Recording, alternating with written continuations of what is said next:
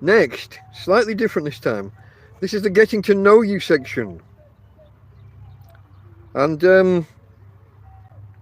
this time, this wasn't a question I so much as saw elsewhere as one that I just wanted to expand upon something that cropped up a couple of episodes ago about where I lived as a child and people asking about my accent. I think this will be a little bit interesting if you want to know anything about me. You're here, so I assume some of you want to know something. I don't know, maybe. But so let's just. So I'm from Barnsley. Well, I'm from a village just outside Barnsley, 6 or 7 miles away from Barnsley, in South Yorkshire, in northern England. And my mum and dad were quite keen that me and my brother and sister speak properly, which was a challenge because if you've ever been to Barnsley or heard anyone from Barnsley speak, there's a lot of these and thous. Shut thee face. Pass me my coit. That's your coat. Get a bucket of coal and put it on fire. That's a bucket of coal to put on the fire. Dinner's in t'oven. Your dinner is inside the oven. We had a lot of this. We when you start to learn other languages and you learn about they have the informal you and the formal you, and also plurals and things. We kind of had that in Yorkshire. We knew that the correct way to say something was hello you, or shut your face, or you know, if you're going to be posh. But we had these and that. Shut the face. That's going to get punched on the nose in a minute. Lots of examples like that. We retained that informal you. And I think we're the only place in England that did, and maybe still does. I haven't been back in a long time, folks. Don't know a lot about it. Left when I was 15, visited once, haven't been back since. Life goes on, you move on. So like I said previously, we would holiday in Bridlington and Cleethorpes and over on the east coast, but eventually we jumped the Pennines to live in Morecambe, near Lancaster, in Lancashire, on the northwest coast.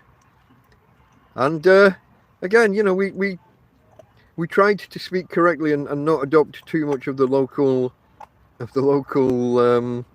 language. Whereas in Yorkshire it was t'oven for the oven. In Lancashire it's more of a thoven. You th instead of just t, which we had in Yorkshire. I live on cliff tops, Jasper. You can't dig down very far. You can't get a tent peg in the ground.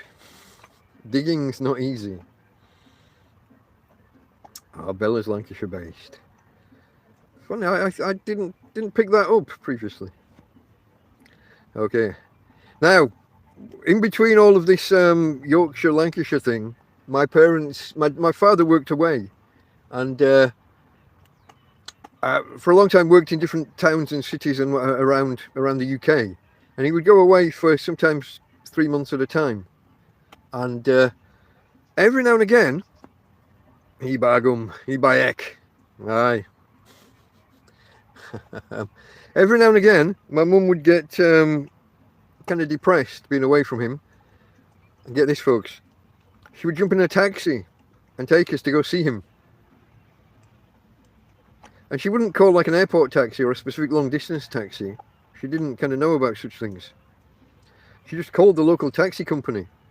And we would drive, for example, from Barnsley to Penrith or Dumfries in a normal hackney carriage, in a normal taxi with a meter running.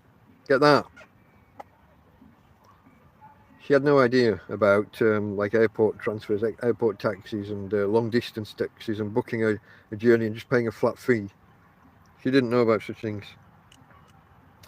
But yeah, so we spent somewhere between 6 months and a year living in Penrith, near Carlisle, and then we spent almost a year in Dumfries, just in the borders of Scotland there.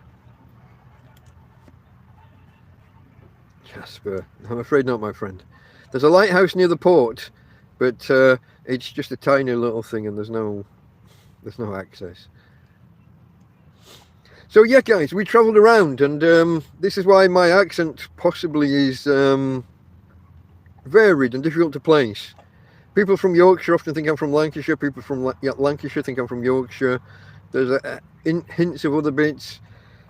Almost nobody would place me as Barnsley because my speech isn't all thee and thou and shut the face. So yeah, that's, like I said, that's a slightly different aside, but it's spun off from an earlier topic. I think it was 2 weeks ago. Well, was it 2 episodes? Yeah, 2 episodes ago. Okay, and the reason it spun off was because I talked about gypsy sites. When we went to stay with my dad would just be in digs in whatever cheap accommodation he could find, and this would often just be a caravan on whatever local caravan site was around.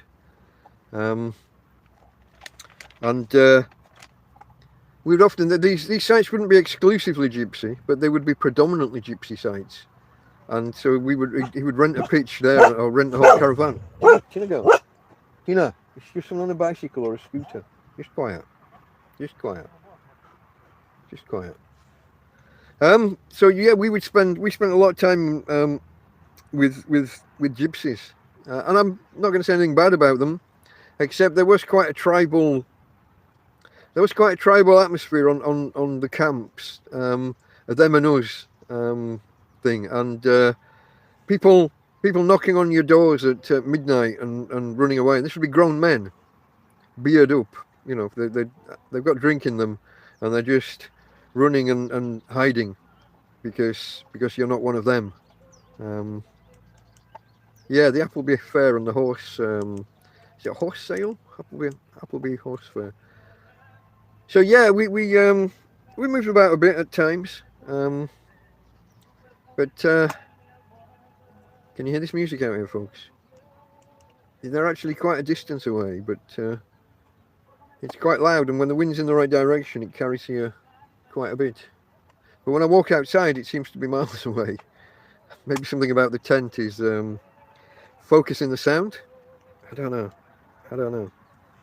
So anyway, yeah, that's me. That's my childhood. I lived in a village. I was born and brought up in a village called Darfield near Barnsley. That's D-A-R and then field. Derived from the word for deer, apparently. To Deerfield. Darfield. Tina go.